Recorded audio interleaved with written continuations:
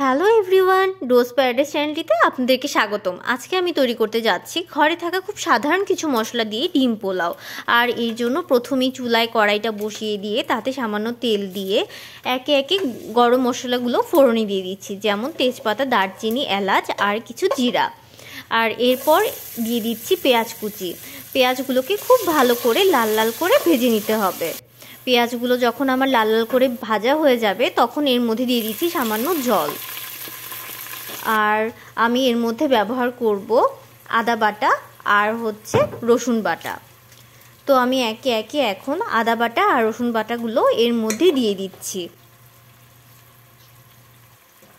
এবার এগুলোকে একটু নাড়াচাড়া করে নিয়ে এর মধ্যে গুঁড়া মশলা যেমন হলুদের গুঁড়ো, মরিচের গুঁড়ো, ধনিয়ার গুঁড়ো আর সামান্য জিরার গুঁড়ো দিয়ে দিচ্ছি।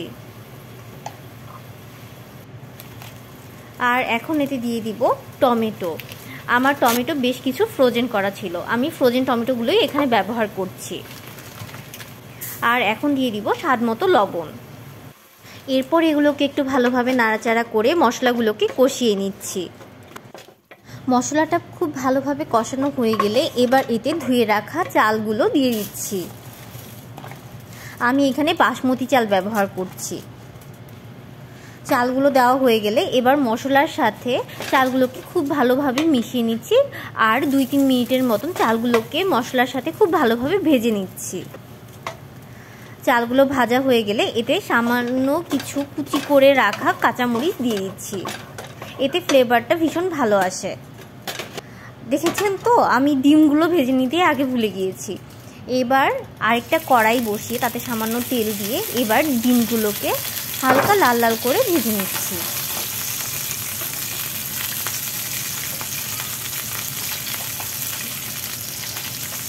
ডিমগুলো ভাজা হয়ে গেলে এবার কড়াইটাকে সরিয়ে রেখে আবার সে আগের ভাজা চালগুলোকে চুলায় বসিয়ে দিয়ে মাঝে একটু জায়গা করে আমি একটা ডিম ফাটিয়ে মাঝে দিয়ে দিয়েছি।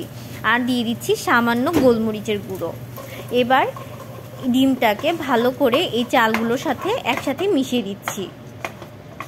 সে আবার একটু নাড়াচাড়া করে পুরো চালের সাথে ডিমটাকে মিশিয়ে দিচ্ছি। আর এখানে আমি এবার জল দিয়ে দিচ্ছি। জল দিচ্ছি চাল যতটুকু নিয়েছিলাম তার ঠিক দ্বিগুণ। আর এই তো এবার এর মধ্যে সেই ভেজে রাখা ডিমগুলো দিয়ে দিচ্ছি। এবার ঢাকনা দিয়ে বেশ কিছুক্ষণ ওয়েট করব চাল সেদ্ধ হওয়া পর্যন্ত। চালটা আমার সেদ্ধ হয়ে গিয়েছে।